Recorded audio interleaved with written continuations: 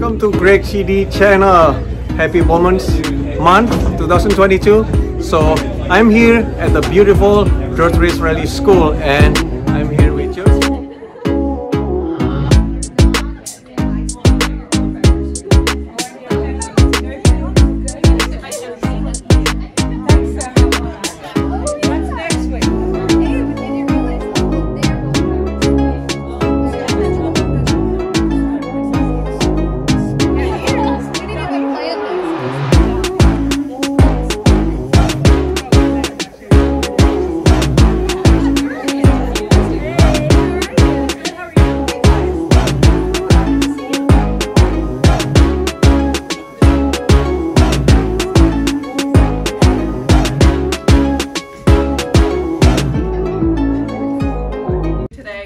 First off, we wanted to just say thank you so much for coming out, making time and being here and being a part of this inaugural event.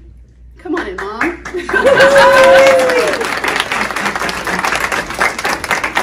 As you can see, we've got some amazing panelists who are going to introduce themselves in a second, but first I wanted to introduce the incredible woman who's been at DirtFish for...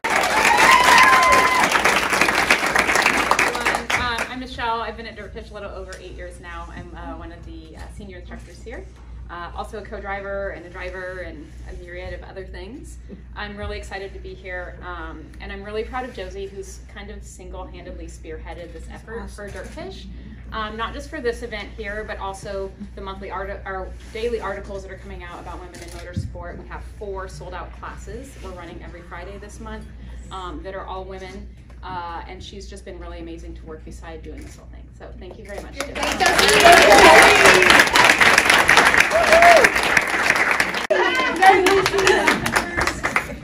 Hi, I'm Lucy Block, and I got involved in motorsport because of my husband, I guess.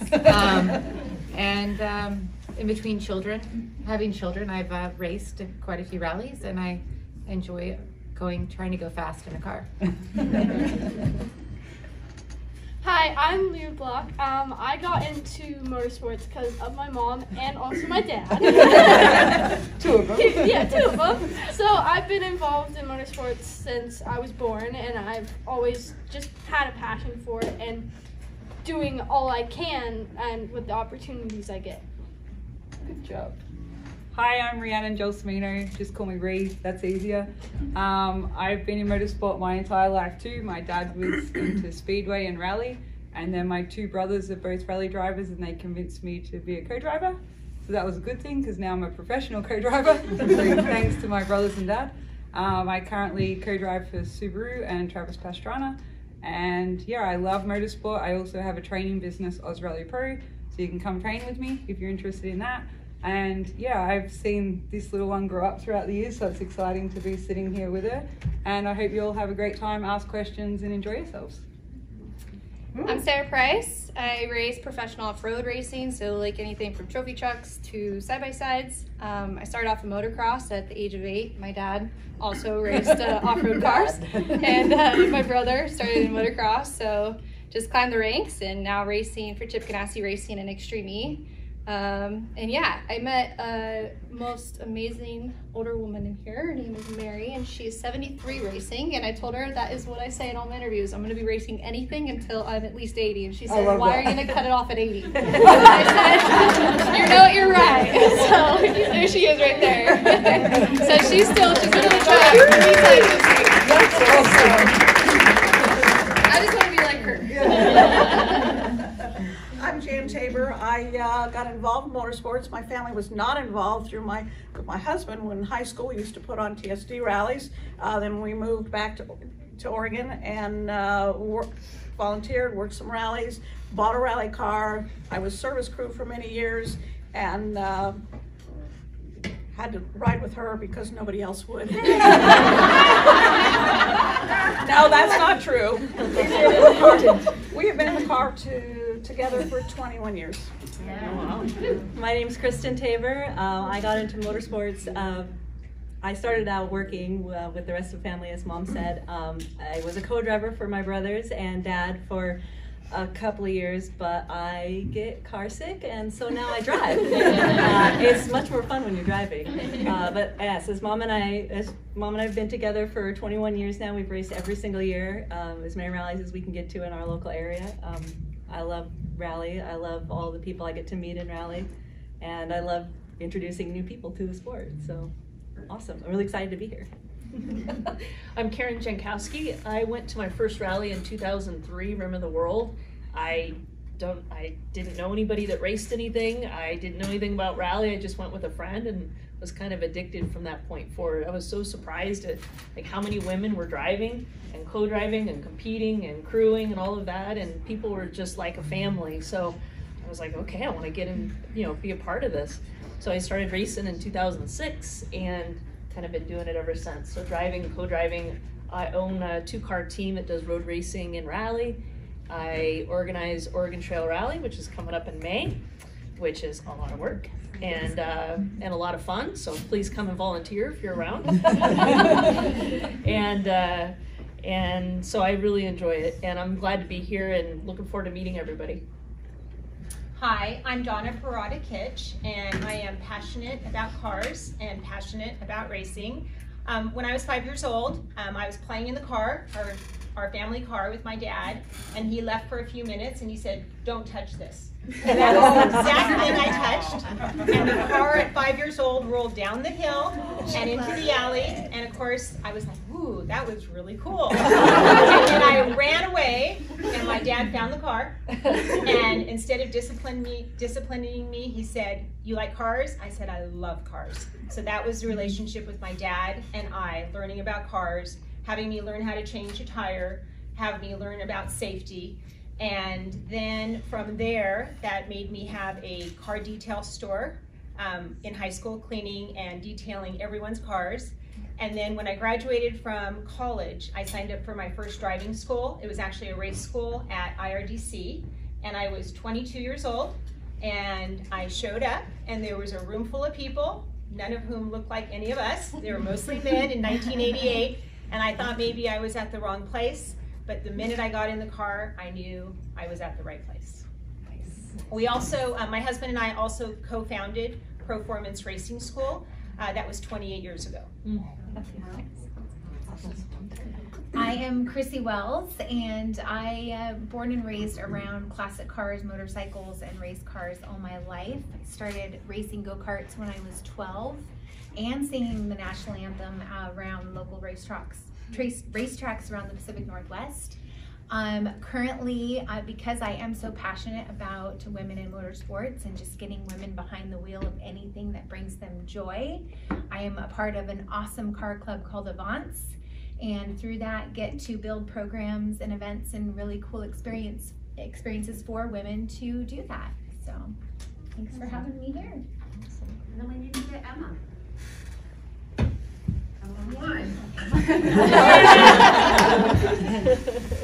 It's so weird. I was just enjoying listening to all of the stories. So, yeah, hi, I'm Emma Gilmore. I'm dialing in from New Zealand. And my background in motorsport, I've been rallying now about 20 years. I started as a co-driver after giving up on my dream of being an Olympic equestrian horse rider. And yeah, going from the co-driving seat to the driver's seat, I just, once I had a taste of driving a car fast on gravel roads, I was well and truly hooked. So it's the most amazing buzz, and I love that there's so many successful women in all areas of motorsport, and that we're here celebrating them today. I've been lucky enough to rally with Rhianon. We did the Asia Pacific Championship in 2009. And now I compete against Sara in the Extremity Series as I race with McLaren, becoming their first ever female driver this year. So yeah, thanks for having me.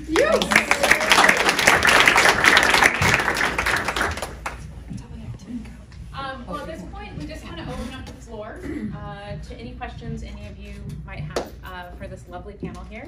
And ladies, if a question especially speaks to you, just go ahead and pop right in. We don't expect everyone to answer every single question that's asked.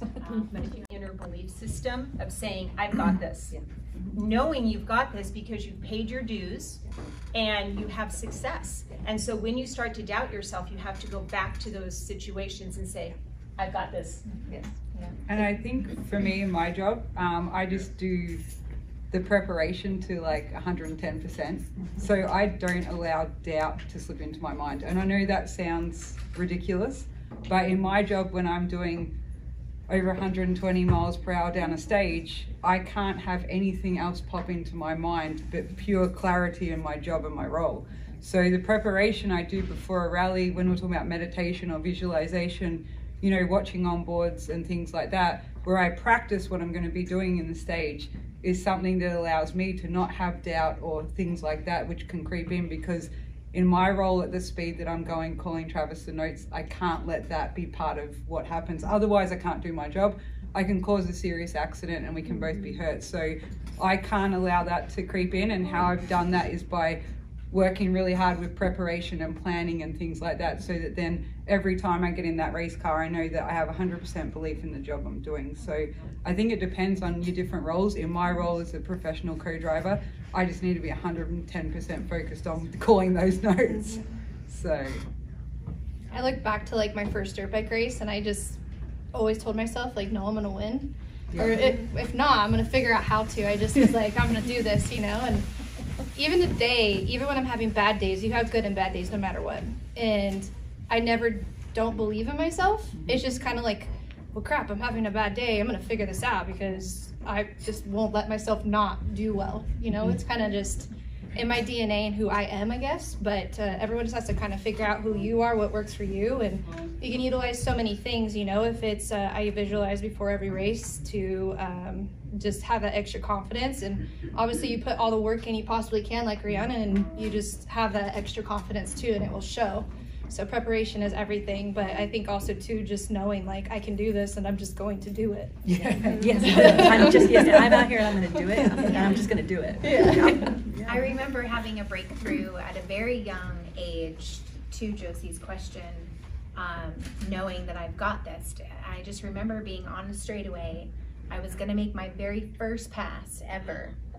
And I knew, and talking to yourself, that's a real thing in your helmet. Oh yes. Yeah. Oh yes. Back then we didn't have, you know, the speaker system and all that stuff set up, right? So technology wasn't quite there, but I remember talking to myself and it's like, Chris, you got this, do it, go, go, go. And I believe that from that day, that's been, you know, with me and has, you know, just made me think like, no, I've got it, it's fine. I can behind you. You know, that first pass, you get that first pass. Get that first pass under your belt. It's like, okay, all right, that works. Yeah, there's no feelings on the track. Right. Yeah. Yeah. Right, no, we're not at all. Yeah. There's that first pass. And well, I don't know what kind of racing you're doing, but I know you have that over the jump or water splash. Like you're making your pass, like I'm gonna pass you. Yeah, there is a, I'm gonna pass you now. Yeah, and then after that you're like, wow, that was really cool. Like I'm ahead of them now. I'm gonna pass the next person. Now I gotta go fast and stay ahead of them. So then pass me. It's such a rush, you just have to keep doing it. Yes. From there, it's like, well, see ya. Exactly. Bye.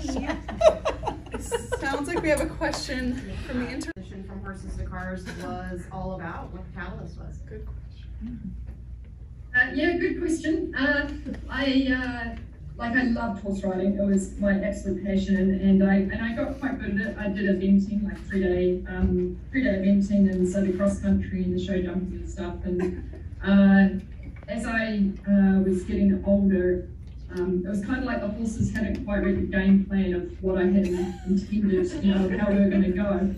And I was working with this young horse this day, and he didn't want to do something, and he started rearing up, and I got off because I was scared. And as I was then thinking about how I was going to win this argument for the horse to get it to do what I wanted to do, and blah blah blah blah, and I just had this moment where I was like, actually, I'm out. That's it. I'm not going to do it anymore. And it was a building thing, because I had friends that had quite a few bad accidents, so head injuries and body injuries, and I guess I was probably recognising that my enjoyment wasn't in it versus the risk involved. And so, although it was a split-second decision, it sort of it set the path, and it was quite liberating, because, you know, horse riding had been my life, and all of a sudden I could do other things. So I was doing the navigating for my sister and my cousin who were already rallying. And then when I finally had a go at driving, it was amazing, because to me it was the same buzz I used to get with cross-country riding as I got with driving a car. And I often say to people that there's a lot of crossovers with equestrian to driving, and with driving, the only touch points you have with your car are your hands and feet and your seat. And so you feel what the car's doing through the seat, which is how you felt with the horse. And probably the mindset is another really big thing, is that cross-country riding, if you came into a fence and a solid obstacle and the striding was all wrong, there was no abort button, you've just got to go for it. And it's very much the same in rallying, like you come into a corner and you're like, you've got the wrong speed, or you've missed the gear, or the corner's not where you thought it was. You just got to go for it, and you've got to have that forward-thinking mindset. And it was like what one of the other ladies said earlier, that corner's gone, like just focus forward. So it's really interesting though, because I still dream about horses, and I'll be running late for a stage in my dreams. Running to the time control, and there's my horse waiting for me.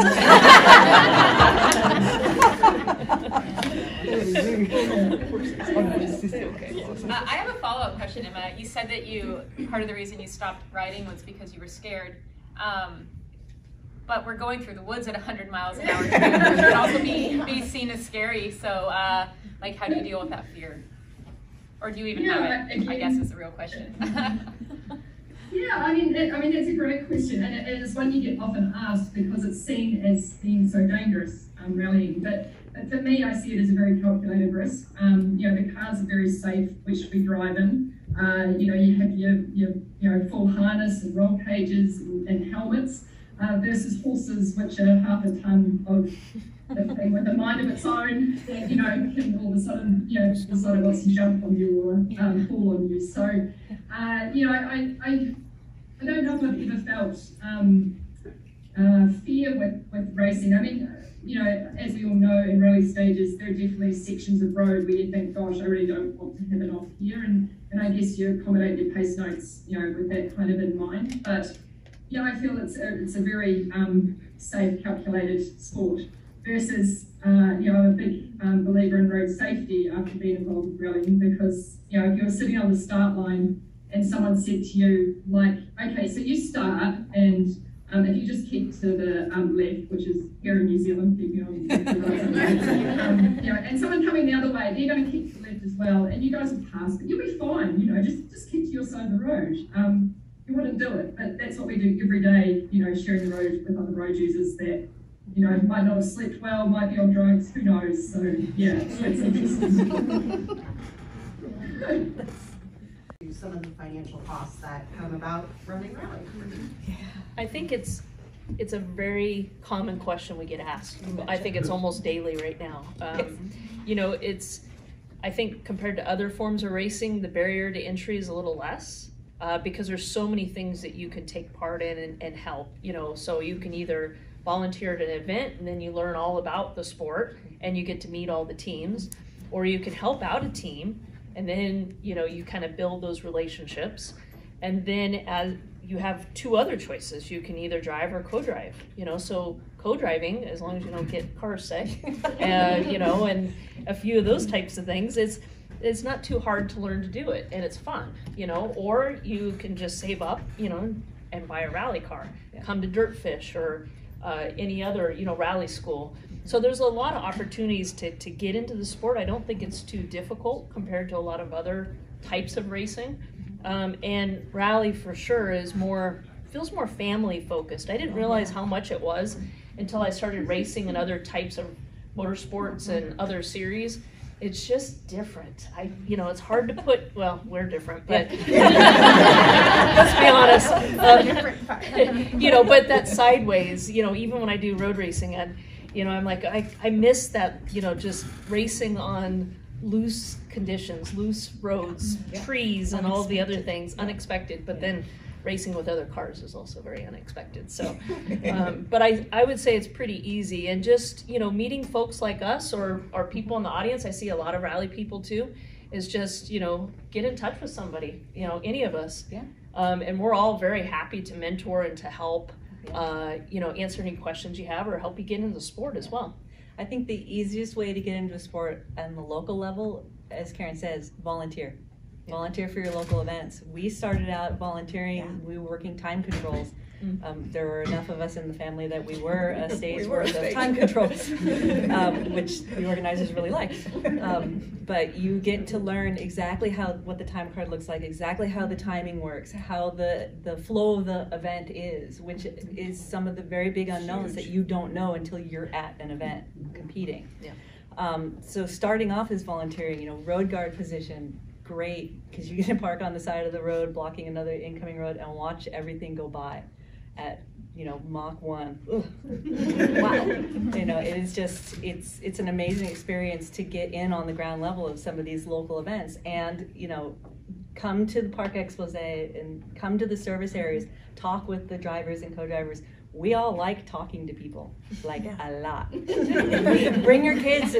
I love getting kids getting into my car. I love putting little kids in my car. It's the best thing in the world. Oh, bring your dogs. I love petting dogs. And you mentioned, you know, volunteering. It might not be driving.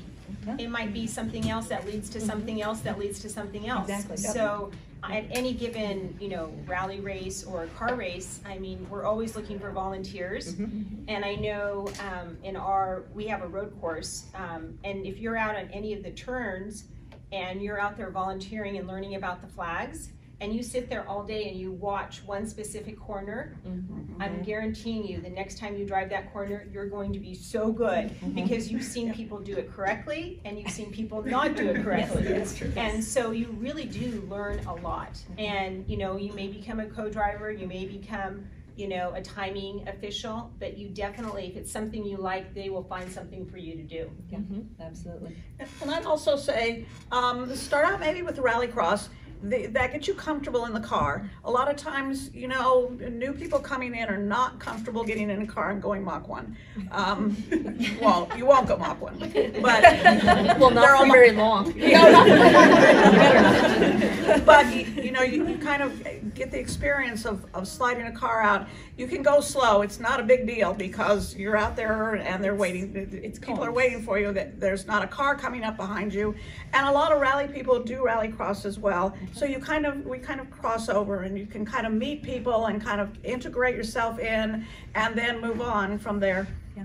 Or go to somewhere like DirtFish. Right. Or absolutely. DirtFish. Fair to say that. I was gonna say I had my first experience in a rally car this last Friday, and I can't stop thinking about it. I'm literally laying in bed at night and falling asleep to myself, going lift. Turn, accelerate. I cannot wait to do it again. What were those steps again? And or accelerate, whatever you decide to do. Yeah. So there you go.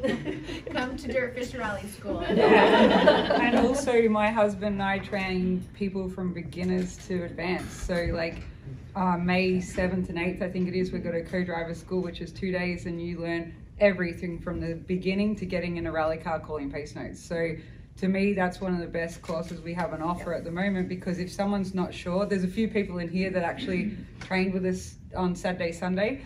There was 12 people in that class, 3 had rallied before, 9 hadn't. And, you know, they went from no idea at all, novice, to calling pace notes in a rally car. So that's a good way to come here to DirtFish, train with Alex and I. We're both professional co-drivers. This is what we do. It's our life and that's our job. And we just love to introduce more people to the sport. You may leave there and say, I'm not ever doing that. Or you may leave and go, hey, cool, I want to be a co-driver. And then guess what? Because you know us, when someone contacts us and says, I need a person for Oregon, for Karen's rally, I can say, okay, well, I've got these novices, they're keen to learn and things like that. So not only do you learn the skills, you've then got us who will help put you in rides. So if that's something you're thinking about, that's always an option as well. Leah's done it. She did our pace note training. And get this, you tell them what you did. I did it the day after I got my learner's permit. Alex and I are driving around with a learner driver the day after, and we get to the stop and Alex is like, oh, I just remembered she's just got her permit. Leah, you need to use your indicator. And we get back to Ken and we're like, Ken, you sent us out to do driver training on the road? It's like, no, she's done this before. Anyway. Okay, hi. All right. Hi, my name is Greg Vijaya. And first of all, happy Women's Month to all of you. Amazing women here, including in the room, and to Emma and online. So I have 2 questions actually. First question is to Sara. What do you think about the electrics or rally cars, Extreme E, compared to the regular rally cars? And is that the accelerations, because no engine sound, right? But it's fast. Yeah, definitely. So, go ahead. Okay. Oh, sorry. The second question is, I think you all had been in the big crash, of course, in the rally is dangerous motorsport. And what do you think? You know, when you had a crash and then just like a bad day, and then let's do it again tomorrow, or okay, so this is bad. I have to be careful. That's all. Thank you. Maybe Sara first. Thank you. Yeah, no, the electric cars, it is quite a bit different. A little bit different than you would think out of just, first thought, but you don't have the engine, obviously, to go off throttle or anything like that, so you really have to be in tune with your foot, which is something you probably never would think about. And then the noises that you hear, all the noises that you never get to hear when you're in an engine vehicle, but they're very loud, so you're still hearing all the debris, everything hitting the vehicle, so that's pretty interesting. They are fast, but a lot of it is software tuning behind the scenes. And so like in the Extreme E vehicles, we have a certain number we get to be at power-wise that day. It depends on the track or whatever, so they can detune our cars. And then it's also a bias thing from the motor in the front to the motor in the rear, because it's all-wheel drive vehicle, one controls front, one controls the rear, on how you're gonna set that up with your engineers. So it all is give and take. It's not like hopping in a Tesla and giving it full throttle and it gets to go like, it's all calculated, and it's too specific to what we're trying to race in it. Thank you. Yeah. And crashes, I'm probably not the best one to ask. Same. I think I've probably had, I don't know, has anyone else had their legs broken in 9 places? No, but it's not a contest. Everyone's like, you see with Travis Pastrana? I'm like, yeah, I'm probably as crazy as him. So like, yeah, so I mean, it's one of those things. I've had my legs broken in 9 places. I've been burnt. I've had some pretty serious things happen to me. But when you have a passion and love for something, it's never going to stop you. I was actually a PE teacher at the time. I have a serious crash in the Australian Rally Championship, and I can't work for 16 weeks. I'm in a wheelchair. I have to learn to walk again. I go into school and see the kids in the wheelchair, and at that point in time, my school is like, we don't know if we can keep giving you this time off work. And so I had to make a decision. Do I continue being a PE teacher, or do I take up racing full time? And it was such a weird turning point in my life, because you have this serious accident and you think it would actually steer you away from, I think my mum was hoping that it steered me away from sport.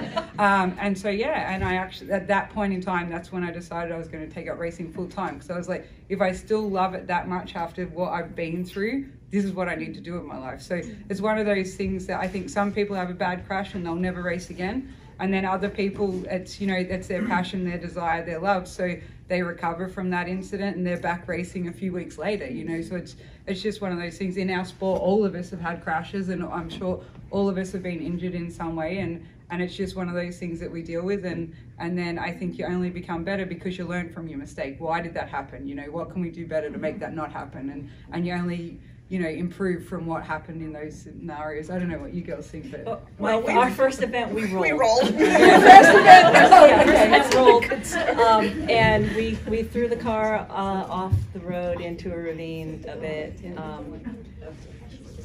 It was bad timing because my brother Mark was supposed to take the car to do the national championship after that event. And he did. And he did after we had it fixed. Pulled up out of the ravine. But I mean, we upside down in a ravine is not fun. But we got out, we were a little bit doubting ourselves then, first event you crash. That's not great, but I mean, I remember going up with Tamara Shadwell in her truck with her trailer, because we didn't have a second trailer. Yes, this was the second car we broke that weekend. Hi, Mark. But I remember driving up with her, and she was telling me, you know, you got to get back in the car again. You can't let this be your defining moment here. You got to get back. You know, you got to get back on that horse. You got to, you know, prove to yourself that you can do it. And so, you know, we crashed this last year, our second roll in 20 years. So. We're going to keep that record going, I hope. Third one in another 20 years. But it's you know, you got to get back in. Right. That's.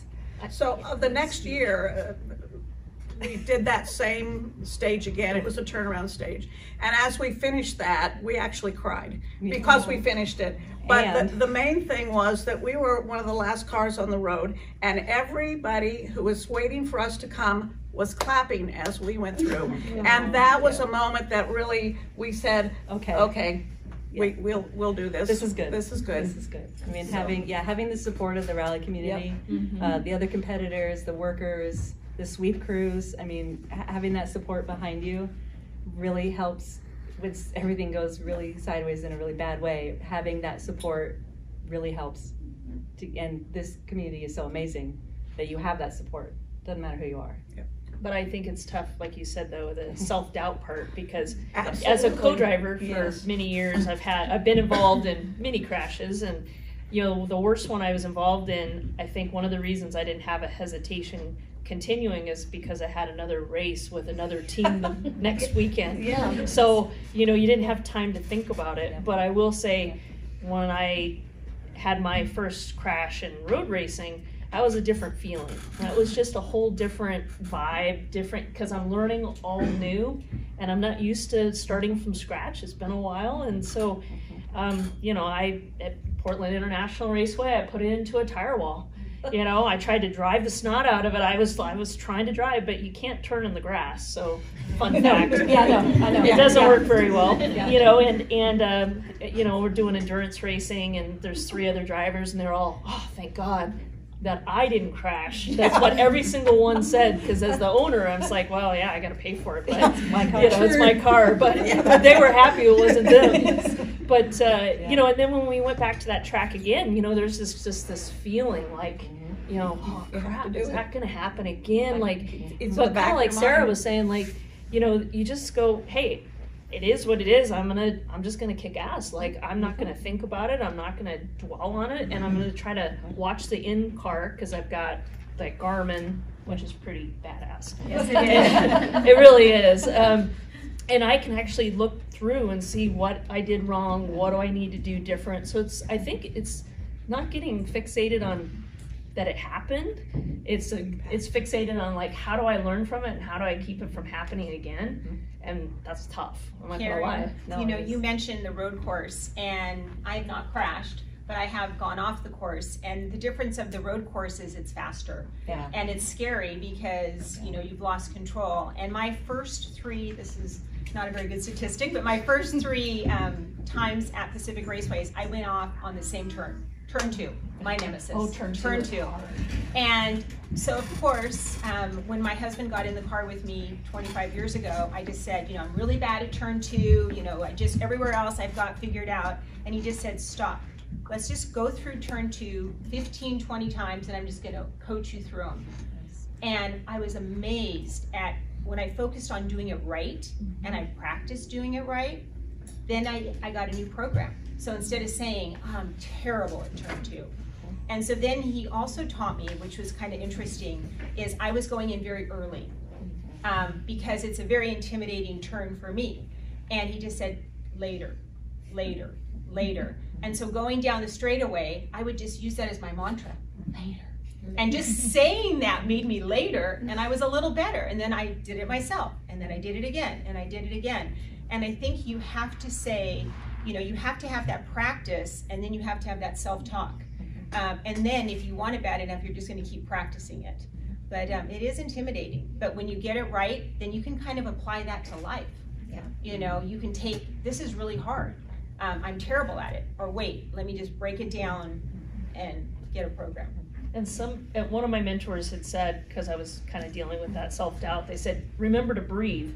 And I remember my first rally driving, a friend of mine said, look, just put on a Post-it, you know, right in front of you, just one thing you want to work on, just one thing, don't forget. So I wrote breathe. And I have to say, like, you come down a straightaway, and that Oregon's really fast anyway, and we're over 100, and I'm like, well, I know what that corner is, and I'm starting to tense up. And it's funny, when you say breathe, all of a sudden everything just kind of relaxes. And so that's a big one for me. Is you asked about meditation, you know, I do that as well, but just remembering it, you know, in the moment, just inhale. Breathe. It's I like had a basic. driver, Stop holding your breath. She wants it in her pace notes. Every time there's a 200 or longer, she wants me to say the word breathe. Paul Eklund used to have blink in his blink. in the middle of the wall. Oh, that's good. He was wearing contacts at the time, and his eyes would dry out. He didn't blink enough. So he'd tell his co-driver to remind me to blink in the middle of the Wansel. So, which is good. I mean, because we use that sometimes. It's like remind me to breathe. You know, remind me that we're halfway through the the long stages. You've done drags, you've done everything. It all. Yeah, I started in off-road short course series and the Lucas Oil series, and then I went to karting. So they're two way different animals, you know, and I love them both, like, but very differently. Like, dirt is just, you feel so out of control, which is so exhilarating and so fun, and to learn how to control it is so cool and so fun. The tarmac is a bit more like difficult because you have to slow everything down. You have to get the perfect line, or you're not going to carry speed through the corner, and you're going to be 10 tenths behind everybody, and that's a lot. But they're just two way different animals, and I love them both. Pavement, I think, requires a little bit more precision, and the dirt is, I think, a little bit more forgiving. I mean, I haven't done much track racing. Well, that's what I've found. Yeah, I found that, you know, because Donna asked me earlier, she was like, wow, you're doing both rally and road race. That isn't quite the same. And I'm like, no, it's not. I have to have a different brain because I can't turn in early, or I can't, you know, do the same things with the car and get away with it. I can do it, but it doesn't work, you know, but then the muscle memory part is the hard part, you know, because my muscle memory is driving on loose surface, right? So then when something bad happens, what do? That's what I go to, and then I'm like, oh, well, I'm off-road, this is great, you know. But you know, getting back to the question, you know, I'd say try them both. That, you know, if I have one thing I wish I'd done different is A, start racing younger, but also 2, try everything. Because I've noticed that when I've tried other things like drag racing or go-karting or whatever, it's like, oh, well, that's a whole different world, instead of just being in that one lane. My granddaughter Maddie, who's here, came up through the ranks at quarter midget racing, which is on pavement. And I think, Maddie, you found being on gravel was a little bit different, and she's been doing rallycross, which has helped her to throw the car out a little bit more and everything. So, yeah, definitely different. Go ahead. No, well, in rally terms, sometimes we obviously have gravel rallies, sometimes we have tarmac rallies, sometimes we have snow rallies. Not so much here in America, but when you're doing the World Championship, for example, you might go to a rally and it's tarmac, and then you've got a gravel rally. So from my position in my seat, our pace notes change because of the speed and the difference. You know, if you come through a stage, the first pass on a tarmac stage, it may be clear, no gravel on the road. And then everyone's dragged the gravel on the road. So the next time you come through a corner that was clear and you know had good grip, the second pass you've got gravel all over this surface. So from a co-driver's perspective, how that changes for us is, you know, the notes and what happens as far as that's concerned, because tarmac is so different to gravel racing. So even though I'm not in the driver's seat, it's something that I've experienced both from a co-driver's perspective and like someone mentioned in tarmac, I just feel like there's a lot less time to think about things, you know what I mean? You can make a mistake and you're just gone, you're off the road. So gravel definitely is a lot more forgiving, like someone said.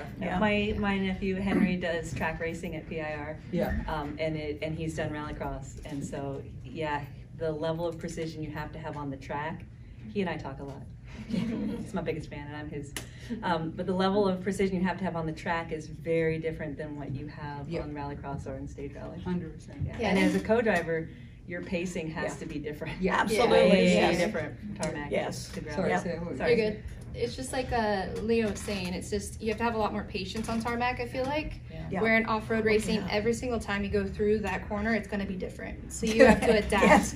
And so being on dirt is just like she was saying too, it's a lot of fun because you never know what you're going to get and it's not predictable. That's right. And so it's kind of what you want to go for, you know. If you want something that's very predictable, you want to cut off 1/4 of a second instead of a few seconds a corner, then go to asphalt. If not, then, you know, dirt's your thing, but it's never predictable, and that's why I personally love off-road.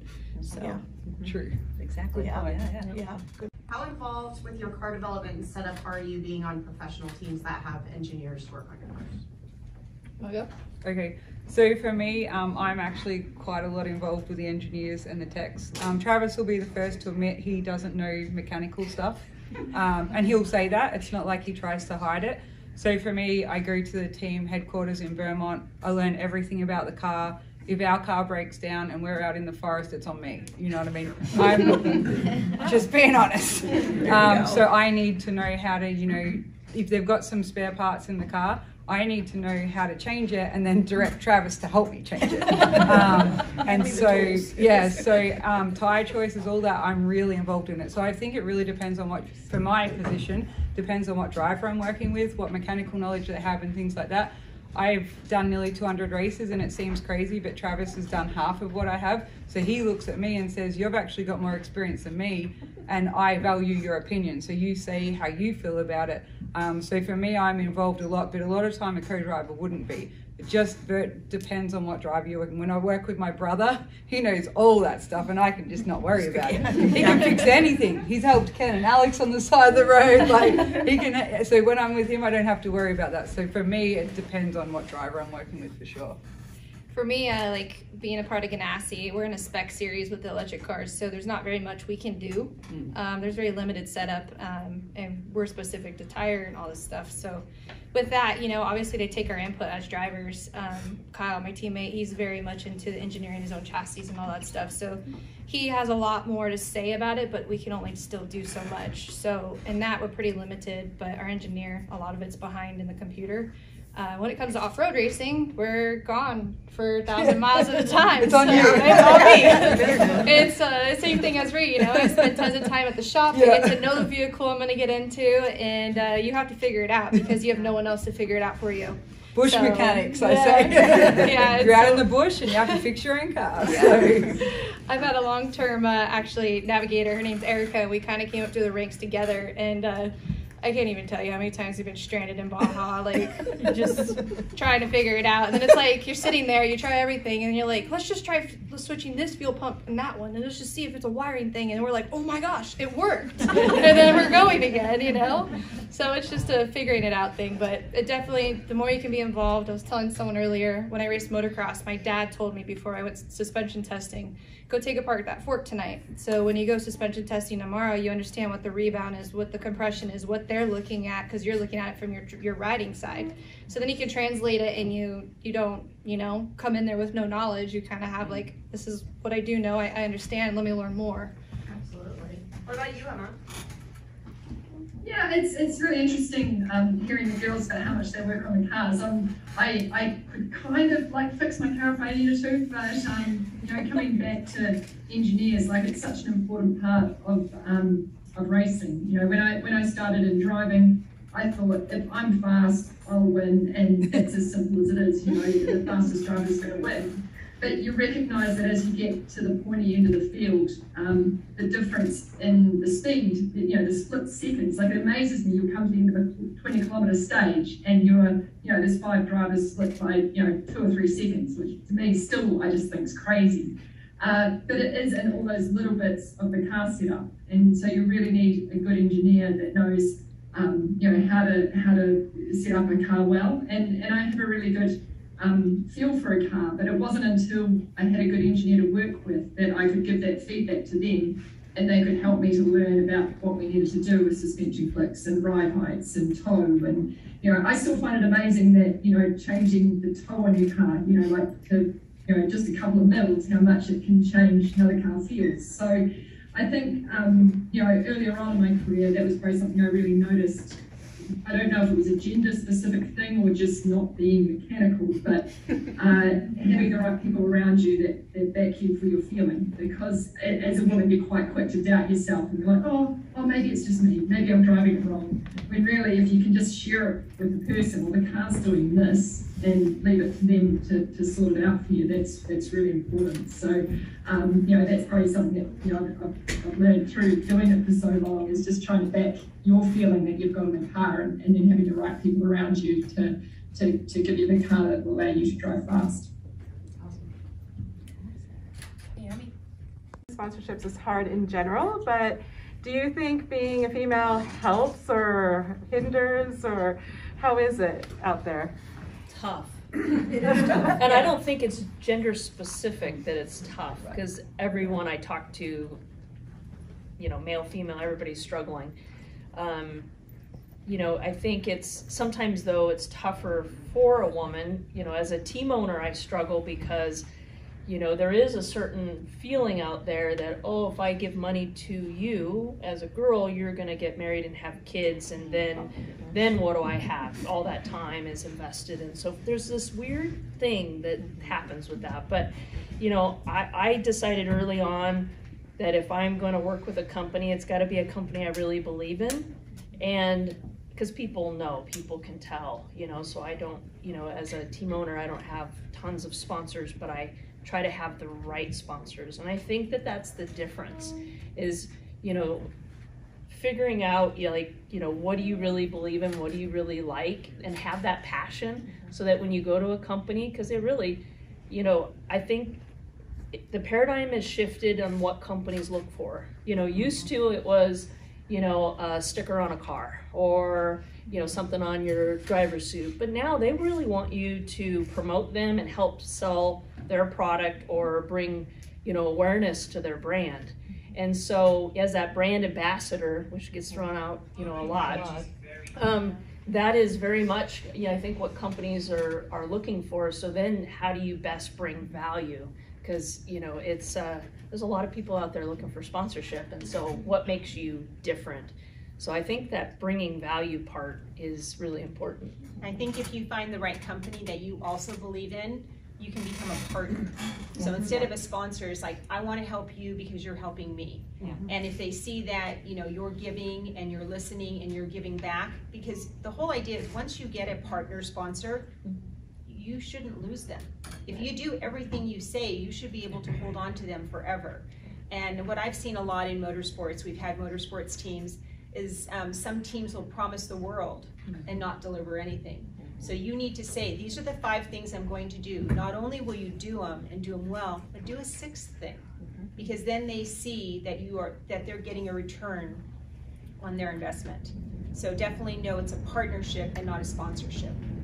And then you can hold on to your partner, and then another like-minded company might see that you have this person. It may not be a sticker on the car, it's all the things you're doing with the company. Then another company associated with your partner will then jump in, and then you start building your brand, and you become part of that company, because they need to get something back in return. It's really important that it's a two-way street. So that's why it's really important to know who you are as a brand and who you want on your car, because you know, you will find yourself in situations where someone may want to give you money and be part of your team because you've built yourself up to a very reputable team, and sometimes you have to say no because it doesn't represent your brand. So you have to really know who you are, what you're willing to do, and what you're willing, and then when you do get involved with the company, to make sure that you give something back to them as a partner. Always over-deliver. Always over-deliver. Yeah. So like I obviously co-drive for Subaru Motorsport USA, and you'll see, if you follow any of my social media, you'll see I do a lot of giveaways. I have never been asked to do those giveaways. It's not expected of me. I ask the team to send me hats, shirts, whatever. I get Travis to sign them, and Travis is like, oh, what are these going to? I tell him. And last year I gave away like 150 items, and I'm not paid to do that. It's not expected of me, but I do it for the fans. And she's about to do it again today. Okay. Check under your seats. Yeah, what's Sorry, I was on Oprah. So yeah, but over deliver. Just do things that's not required of you and show them why they need to have you as part of that team. You know what I mean? Like, I've just got a new sponsor that's come on recently, and now it's important that I over deliver and show them why that they made that decision to bring me on board. So I always say everything these ladies said, and then go on above and beyond to prove that why you're the athlete they sponsored rather than someone else. Can I touch on something really briefly, which was being, I know we have some moms on the panel. Moms and daughters. And daughters. Yeah, and daughters. Lucy, we haven't heard from you. Lucy. I got one. What's it like being a mother in motorsport? From which angle? Well, I will say I have 3 of my kids and grandkids are currently racing, most of them rally, and it's when I worked service and they were out racing, I didn't know what was going on, and that was very nerve-wracking for me. Now that I've gotten into co-driving and I'm out there with them, I feel a little more comfortable, to tell you the truth, being out there. But you know, I know that they have the skills, and they're gonna, even when they go off, they're gonna be fine. Matt, Matthew. But yeah, it can be nerve-wracking. I am nervous. As I said, as Kristen said, I have a grandson who races doing the spec Ford racing. He's 16, and when he goes 120 down the back straight at PIR, I am very nervous. So, and yeah, and Maddie too. When I get a little nervous when she's out there, but I have the confidence that they have the skills to take care of themselves, and so. Plus, you're not just mom to your own children. Yeah. Everybody calls you rally mom. Everybody calls you mama. I mean, the people who've been in rally for any length of time know that if they need something from mom, it's mom. I think it also keeps you as a family. I know I don't race, but my husband races. And so I got very involved because it helped me be at the track the whole time, but distracted. So I just always felt safer when I was there. And then we got our daughter involved. And I think because all of us are there, all of us are involved, it builds you stronger as a family unit. If he was just racing and my daughter and I were at home doing our own thing, I think we would probably drift apart. But because we're all doing it together, and it's kind of nice when someone's doing something dangerous, if you're there, you kind of feel like you have some control by helping, like in timing and scoring or flagging, or like I used to be pit crew. I did the tire temperatures, and you know, I did so many different ththings. I kept timing, and I felt like because I was there, it was okay. And now our daughter's part of this program, and it just kind of becomes a way of life, and I think it helps. I have a question for Lou. You want to beat her? Yes. That's a good one. Well, that's not fair. Because you are an all-wheel drive now. Well, you know, I'm old, and I haven't been able to do this very much. You're old. Old compared to 15. I'm older than 15. She's a little way. Okay. Granted. And I would say that I haven't had as much racing experience as my daughter. True. She got a lot more racing experience and a lot more continuously racing experience than I ever have. So, yeah, I don't know. I'm not scared for her. Okay. She's gonna set the record. And how do you feel about your mother racing? I do the series on YouTube called Hoonigan vs. the World 2, and I race my dad's 1400 horsepower Mustang. Insane car. And yes, it is. We are thinking, I might do more, like I might drive his car more, and she's saying no. She says it's too scary for her, and she's nervous. But that's the nature of mom. Okay, but that's Absolutely. That's just the nature of mom. I'm not nervous with you racing rally. Okay. So I'm just gonna track up to, I agree with these moms down here, that, and if you're in the sport as well, you enjoy it more and you're not as nervous. But to give you all an idea, Leah did her first rally at Oregon, and like her first stage time was somewhere in the 20s, I remember. Yeah. 24. Out of, I don't know, was there 75? 75 cars. And am I wrong? Did she beat you? Oh, yeah. Yeah. In a slower car. So this little one had a big grin on her face. How did you go? Well, I beat Mom. Like, a lot. And I'm like, oh, okay, a lot. So I look at the timer and I'm showing Travis, and Travis is like, holy crap, she's good. Like, to be fair, when we were all racing, when Dad was racing the Nissan, Mark was racing a Nissan, you know, we were all like all in the same class. Yeah, we did a lot of, well, I beat you. Yeah. Well, I beat you. This is gonna happen. We have the Tabor Cup. Whoever does the best gets the yeah. Tabor Cup. So that's, yeah, no, we do that. I mean, we're purposely in different classes. Yeah, that's a good idea. That's a good idea. Well, the problem's gonna be if I beat you and you're And you're faster. Yes.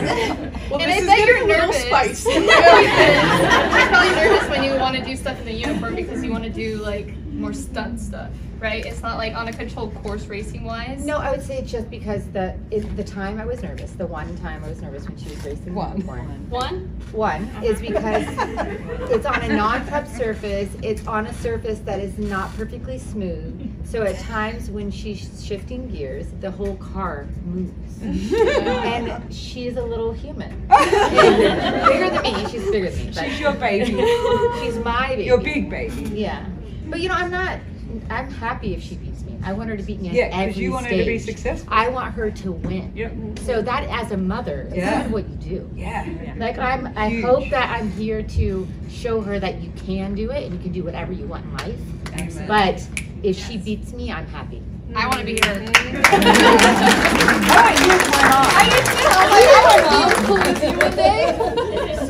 One other thing that we wanted to bring to the conversation, because we're talking about, you know, different. No, it's because we're passionate about the Right.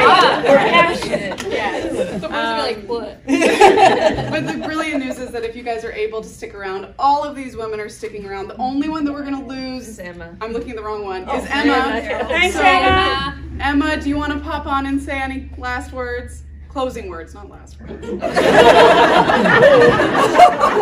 so sorry. I found it really inspiring today listening to all of the amazing panelists up there. Just wish I could have been with you in person, but yeah, it was so cool hearing all of the stories and really fantastic words from Rhianon and Sara there at the end about chasing your dream and you know, the world's your oyster, just dream big and go for it. Thanks for joining us, Emma. Thanks, Emma. But yeah, hopefully everyone can stick around. We'll just be out and about. All of these amazing women, thank you so much for being here. There's that quote, I can't remember it now, but something about when there's power in one of us, there's power in all of us. So I'm so grateful for everyone here at DirtFish and everyone locally who's made this possible, for all of you for being here, for our wonderful panelists.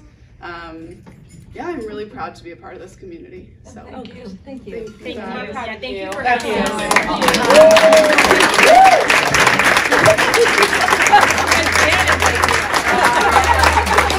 Props to Josie for bringing us all together to be this voice.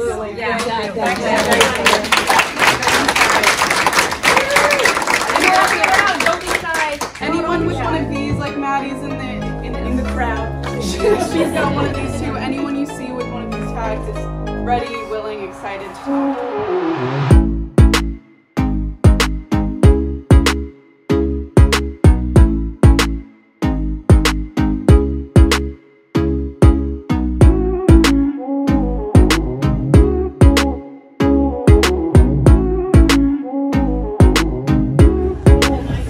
It's Sara Price. I'm a professional off-road racer and I want to wish everyone a happy Women's Month. We're here at DirtFish having a good time with a bunch of encouraging females, and it's just a really cool thing that Josie's put on here, so happy to be a part of it. Thank you. Hey Sara, what car do you drive? You know, I drive a few different ones, so Polaris RZR, trophy truck, and then extreme meat vehicles. All All right, that's electric, right? Yeah. Yes. Okay. Okay. Good luck for you, Chris. Thank you. Thank you. Bye bye.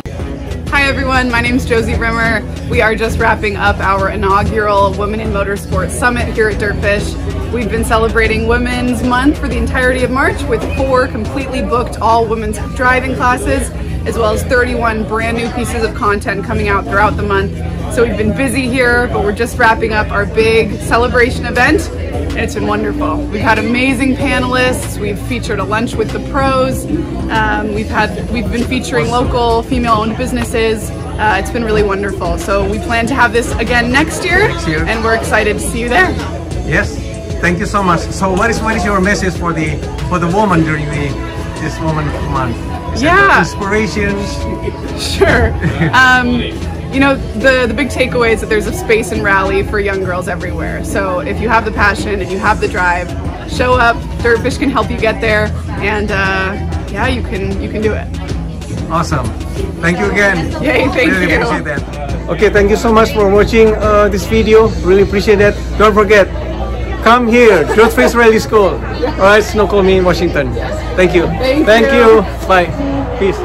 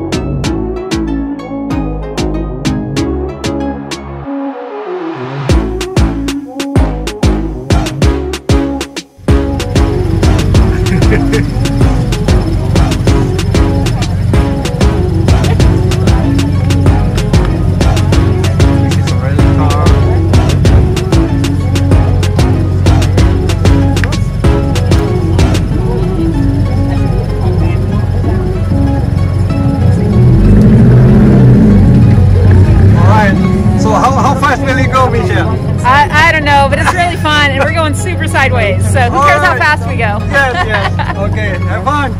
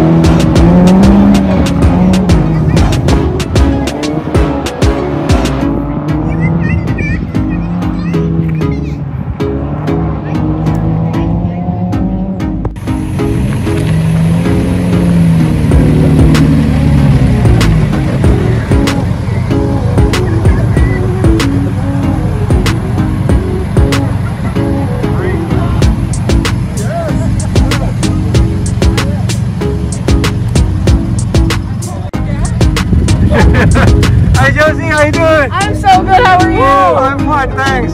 I get to go sideways. Huh? I get to go sideways. But this is so nice. All right, thank you. Bye.